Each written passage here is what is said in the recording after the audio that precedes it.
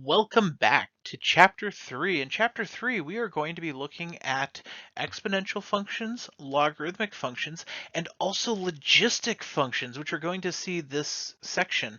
Uh, Exponential and logarithmic functions you've seen before. Logistic functions are going to be a little bit new, but we won't be doing as much with them. And when you see the equation for that, you will be very thankful because it is not as pleasant as either exponential or logarithmic functions.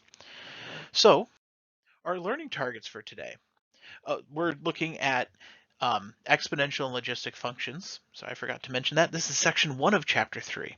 Learning targets: identify and analyze exponential functions.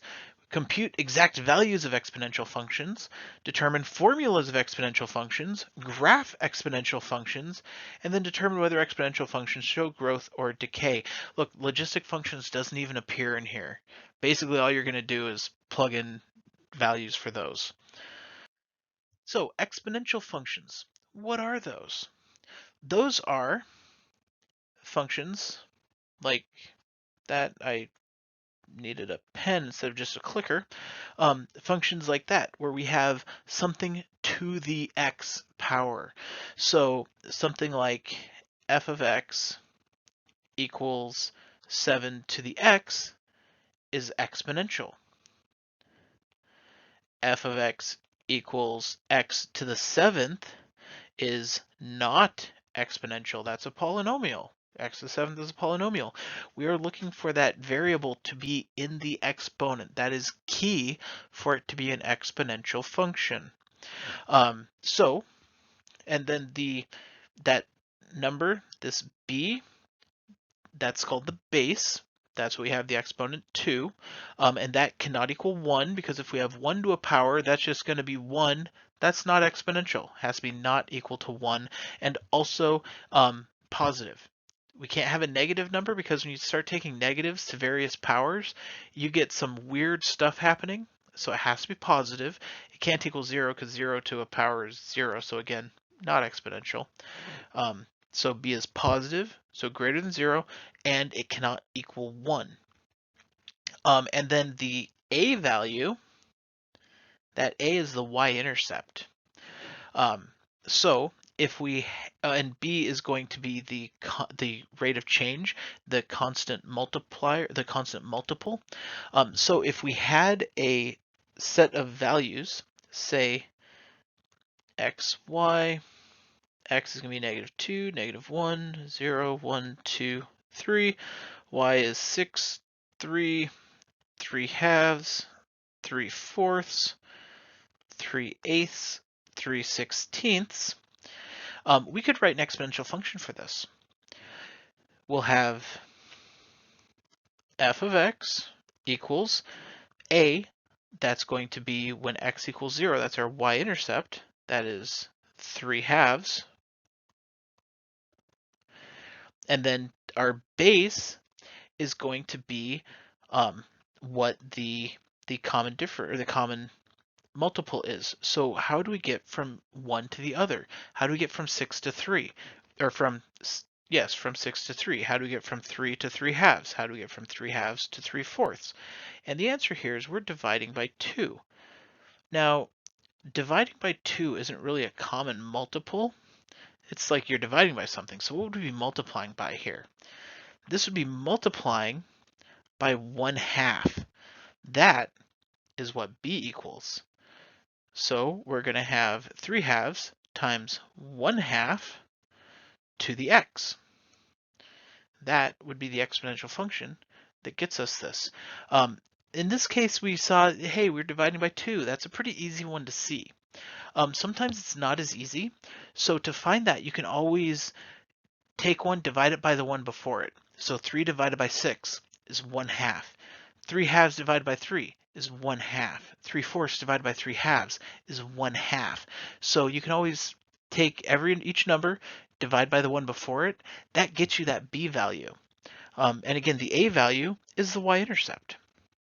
So we get that. All right, now on to this other thing that showed up before I was ready. Our basic function stuff, exponential functions. So it's b to the x, where b could be any number, again, that's not It's not equal to 1, but greater than 0. The domain and range, or the domain, is all real numbers. The range, y is greater than 0. We have an asymptote there at 0. It is continuous. There's no symmetry. It's bounded below because it has to be, like, we have the asymptote at 0, but then it goes up to infinity. In fact, an exponential function is the fastest increasing function. Like 2 to the x will grow faster than x to the 100th power eventually.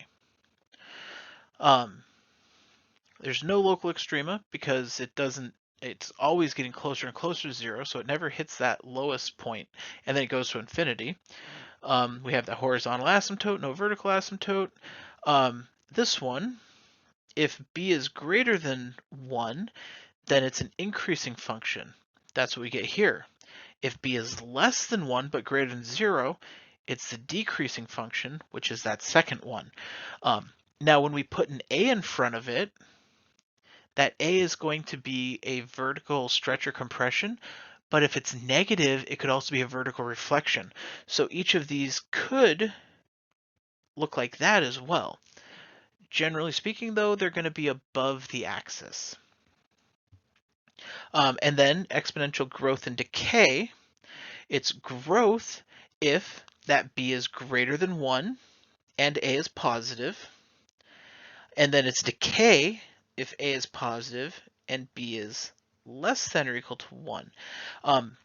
This book specifies a being positive, but I have seen growth and decay when a is negative. It's about that b value. Growth is it's getting away from 0, so you could have exponential growth in the negative direction. It doesn't make much sense. I actually kind of like that this book specifies that a is positive, because that's where we deal with growth and decay. We don't deal with negative growth and decay. And then that b is either the growth factor or the decay factor. So again, growth just means it's increasing, decay means it's decreasing, and we'll be dealing a lot more with this later on in the chapter. Today it's just a little bit of vocab words and you're plugging stuff in, but you can't really solve for anything yet because that involves logarithms, which we won't get to for another couple sections. The natural base, e. E is my second favorite irrational number. So there's that, but e is it's an irrational number just like pi. And so we don't get the exact value, but it's about equal to 2.7182828459045, and it keeps going, give or take. And you might be asking yourself, like, holy cow, how does he know that to that many digits? Now, I'll tell you, when I was in grad school, I had to take a master's oral exam. That's the end of the master's degree. And it's a question, or it's an oral exam where you just have, like, I had 4 professors sitting at a table asking me questions. I was up at a blackboard, and they could ask me questions on anything I could have ever possibly learned in my entire life. It's that kind of test. So you guys are a little bit nervous about, like, oh, I don't know what I'm going to do on my section 1 quiz. I don't really have all that much, like, pity for you, because that's a very small range. Like, this is anything I could have ever possibly learned. Like, not everything I have, everything I could have possibly learned. Anyway, one of them asked me what e was to as many digits as I knew, and my answer was, it was 2.7-ish. And so then they told me the rest of these digits, and when you learn something in that situation, you tend not to forget it. So I've known it since then. Well, where does E, though, come from? E comes from the continuous growth model. When you take fewer and fewer divisions of time, or the divisions of time get smaller, or the number of divisions of time get greater, x goes to infinity of this 1 plus 1 over x to the x, that actually equals e. You could type this into a graphing calculator or graphing utility, Desmos, whatever, and then you'll see it has a horizontal asymptote bounding it above. As you go out, it's getting closer and closer to this 2.71828 number. And that's e. That's where it comes from. Why is it my second favorite irrational number? Oh, and the bigger question is like, oh, pi must be my first. No, pi is like a distant third at best. Um, so, but it ranks way up there because when we get into calculus, e to the x is used a ton, and then the natural log, which is log base e, used a ton. It's so much easier than base 10. And so it just has some amazing stuff that I'm not going to tell you about right now. You have to take calculus, and I'll tell you all about it. Um, so that's why it's my second favorite irrational number. What do we do with it? Well, we make exponential functions. Notice the other one, it didn't say it was a basic function. It was just, hey, here's another type of function. And it just said exponential functions. This is the exponential function. It's just base e. I mean, they do the same thing. E is greater than 1, so it's going to be a growth. Just goes like that. Everything's the same. It is just an exponential function.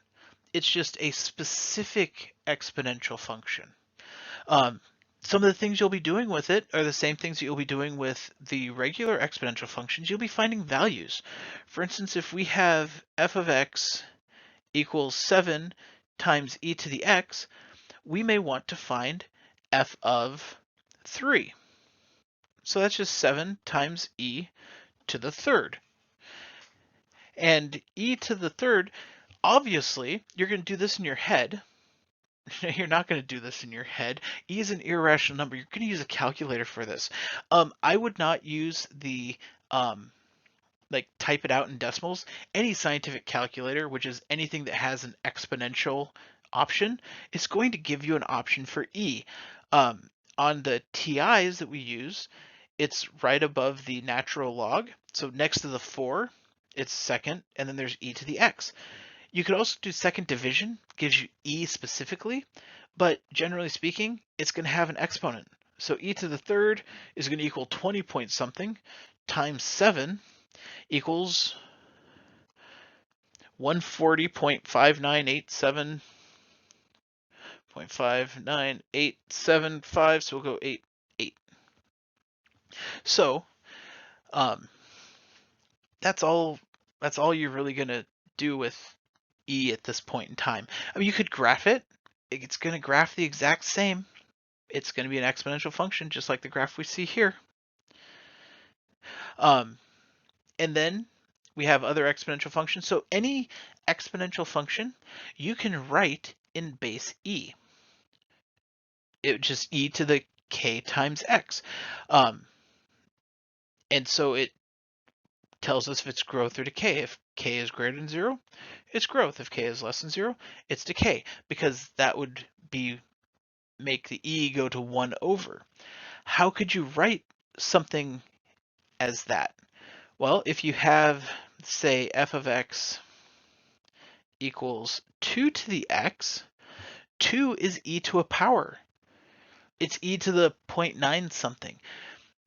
We'll be able to find exactly what that is in a couple sections. Right now, it just has you try a few values and see which one's close. But 2 equals e to the k, where k is a value. Again, it's like 0.9 or 0.8 or something like that. And so you would just replace the 2 with e to the k, and it goes in there, and that's what that says. So the natural base and the exponential functions with e, they're just the same as any other exponential function. There's no difference other than you're not going to figure those out in your head. Logistic functions, I forgot to fade this one in so we get to see what it is. A logistic function is this S-curve. These S-curves are used a lot in things like biology because we always have the question with exponential functions where if you have a couple rabbits and they start breeding, it's going to grow exponentially, but it's not going to continue to grow exponentially forever. Eventually, they're going to hit the carrying capacity of their environment, and the population will level off. There's only so much food for them to get. Same thing with the bacteria in the petri dish. Like, it'll increase exponentially for a little while, but pretty soon it's going to slow down. They're going to hit that maximum population. And so that's what a logistic function ends up coming in as. And the logistic function equations look like this. It's logistical growth. We could also have logistic decay, which is just the upside down S where it's going down and it's sliding out to 0, having that asymptote. Or maybe not 0. Maybe it has a higher asymptote than that. But it goes down. And so the logistical growth, I'd look at this first one. The second one's the same thing except with the e to the k. So we have some number c. That's going to be the horizontal asymptote on top, is what that c is. So this one over here looks like it's 1. So that's 1. So maybe it's 2 times c. Anyway, you're going to be graphing these. Yeah. No, it is 1. The range is 0 to 1. These are just at, this is 0.5. And so this is 1. I was right. The graph was making me think I was wrong. You never want to think you're wrong, because either you're wrong or you're mistaken, which is almost the same thing. So that C is that horizontal asymptote on top. That's the maximum value it could be. Then we have over 1 plus A times B to the X. Graphing it, use a graphing utility. Don't graph these by hand. Graphing calculator, Desmos, whatever other computer program you might want to use to graph. But yeah, don't graph them by hand. What you see, the domain is all real numbers. The range will be from 0 to that value. The only thing that would change that is if we had some vertical translation off to the side.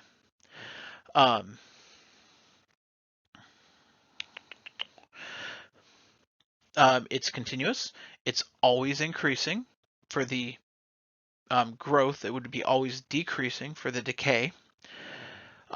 It's symmetric about 1, 0, 1 half. So it's symmetric about this point, where if we flipped it upside down, it would be the same thing, except notice we're always above the axis, so it's not odd still. It's bounded both above and below. There's no local extrema because it's always going towards that upper asymptote and always going towards that lower asymptote. The horizontal asymptotes we saw, there's no vertical asymptotes. End behavior, it's going to those horizontal asymptotes. So it's weird to have 2 horizontal asymptotes it's going between. We've had 1 before, but never really 2. And so that's what the logistic model looks like. All you're going to do for this is it's going to give you a logistical function, and you're just going to plug in values for x and do the calculations. It's really not that tough, and it's a fairly minor part of what we're doing. But a logistical function, the reason why it's here is because it's that exponential function. It's just that it's not going to keep going. It's going to be another exponential function going that way. So it's like 2 exponential functions kind of fused together. That's why we're looking at it here, and we're not spending enough time or anything on it for it to have its own topic. So with that, I will see you in class, but until then, keep working problems, keep asking questions, and as always, happy mathing.